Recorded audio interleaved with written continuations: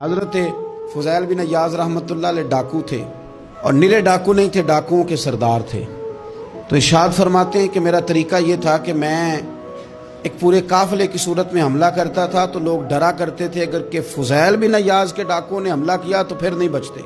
ایک دن گزر رہا تھا تو ایک قاری صاحب آیت پڑھ رہے تھے، لا تقنطوا من رحمت اللہ، اللہ کی رحمت سے کبھی نا امید نہ ہونا، ان اللہ یغفر الذنوب جمیعا، بے شک وہ سارے ہی گناہ معاف کر دے گا۔ آپ فرماتے ہیں میرے دل میں بات اثر کر گئی، ماننا ہے نا۔ جس نے نہیں ماننا اس نے 6666 آیتوں کا ترجمہ پڑھ کے بھی توجہ نہیں کرنی۔ آپ ارادہ کریں نا، آپ اپنی دل کی زمین کو زرخیز بنائیں۔ فرماتے ہیں میں فوراً وہ آیت سنی تو میں رویا، اور میں وہ حافظ صاحب کے پاس چلا گیا، ان سے اجازت لی، ان کے کمرے میں داخل ہوا۔ میں نے کہا آپ نے ابھی آیت پڑھی ہے کہ اللہ سارے گناہ معاف کر دے گا؟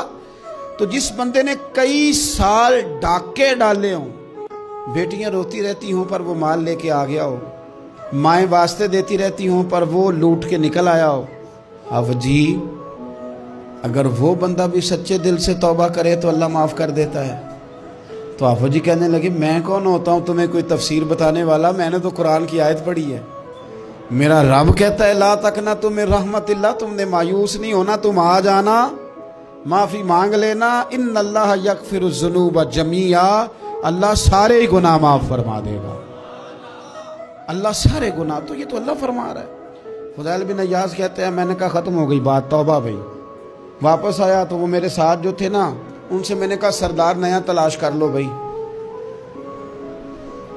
اب ارادے بدل گئے، پروگرام کچھ اور ہو گیا۔ اب تو لوگ ہمیں تانے دیں گے، اب تو لوگ باتیں کریں گے کہ اوتھے کی لین جانا ہے۔ فضیل بن عیاض کہنے لگے بس بھائی توبہ کرنی، اب تم کوئی اور سردار تلاش کر لو۔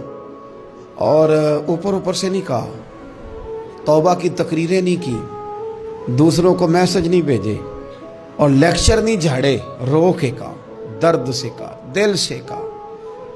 تو وہ جو باقی کے تھے نا ان پر سردار کی بات کا اثر ہوا، کہنے لگے سردار ہم نے سردار نیا نہیں ڈھونڈنا، اگر چوریاں مل کے کی ہیں تو اب تو اس طرح تو نہ کر، توبہ بھی مل کے ہی کریں گے، اب اللہ بھی مل کے ہی کریں گے، اب بس تو اگر ادھر جائے گا تو ہم بھی تو جائیں گے نا۔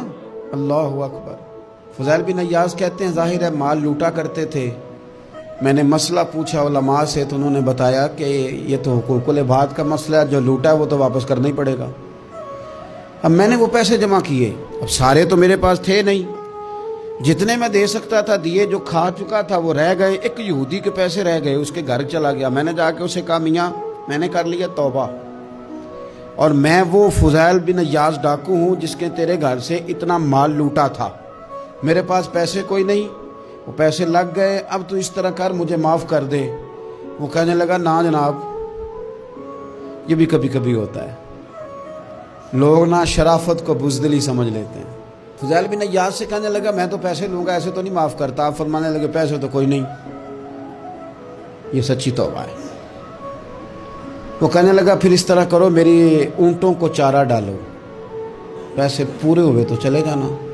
کل ڈاکو تھے، ابھی وہ تلوار چلانی آتی ہے، نیزہ چلانا آتا ہے، ڈٹنا آتا ہے، اعصاب مضبوط ہیں، مسئلہ کوئی نہیں، لیکن توبہ سچی کی ہے نا، یہ سچی توبہ والے لوگوں کا طریقہ ہے۔ اس سے کہہ سکتے تھے کہ جا جتھو لب دینی لے لے، تجھے کہا معاف کر دے، تو تیار ہی نہیں ماننے کو۔ حضرت فضیل بن عیاض کہنے لگے اگر اونٹوں کو چارہ ڈالنے سے تو معافی دیتا ہے نا تو میں تیرے اونٹوں کو چارہ ڈالنے کو بھی تیار ہوں۔ کیوں کہ راضی اللہ کو کرنا ہے، اپنے ضمیر سے بوجھ اتارنا ہے، بندوں کے سامنے سرخرو نہیں ہونا، اللہ کے حضور ہونا ہے۔